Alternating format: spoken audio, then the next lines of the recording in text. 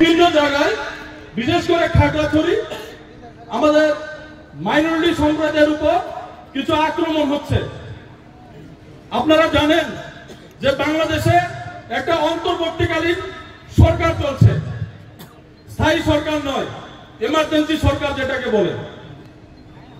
তো ওইখানে অন্তর্বর্তী সরকারের প্রধান উপদেষ্টা মোহাম্মদ ইউনূস আপনার সংখ্যালঘু সম্প্রদায়ের সকল সম্প্রদায়ের লোককে আশ্বাস দিলেও আপনারা দেখতে পাচ্ছেন যে সোশ্যাল মিডিয়াতে আমরা বাংলাদেশের চিত্রটা আমরা কিছু অন্য রকমই দেখতে পাচ্ছি, যে বাংলাদেশের সংখ্যালঘু সম্প্রদায়ের যারা আছে তাদেরকে সেভ করতে পারছে না।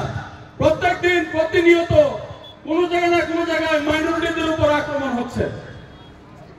তো আমি বলবো, আমরা ভারতবর্ষের ত্রিপুরা রাজ্যের মাইনরিটি, ওই বাংলাদেশের মাইনরিটি সম্প্রদায়ের ভাইদের উপর অত্যাচার আমাদের যে কেউ বেশি ব্যতীত হবে না, কারণ আমরা এই ত্রিপুরা রাজ্যের মাইনরিটি।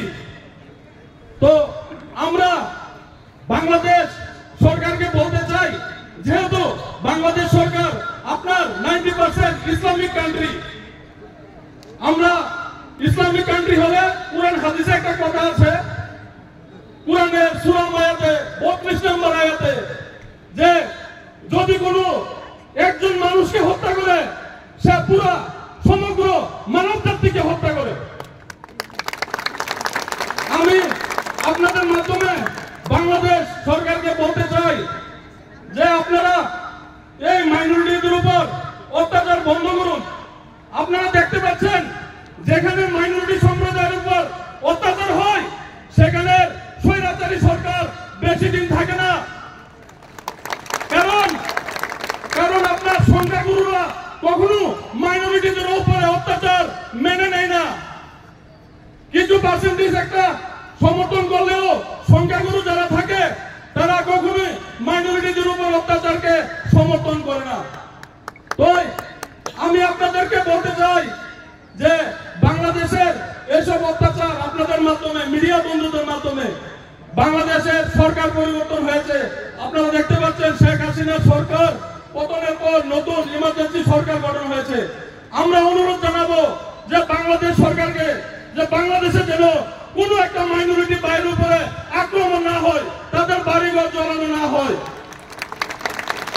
আমরা ভারতবর্ষের মুসলিমরা, আমরা ত্রিপুরা রাজ্যের মুসলমানরা আমাদের বাংলাদেশের সেই সমস্ত মাইনরিটি সম্প্রদায় ভাইদের সঙ্গে কনস্ট্যান্ট খেলা থাকবো, মৃত্যু পর্যন্ত আমরা খেলা থাকবো।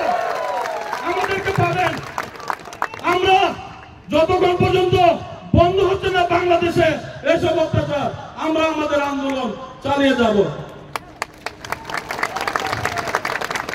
আমি আপনাদের কাছে ধন্যবাদ জানিয়েছি, এখানে অনেকেই অনেক জায়গা থেকে এখানে এসেছেন, আপনাদের সকলকে ধন্যবাদ জানাই।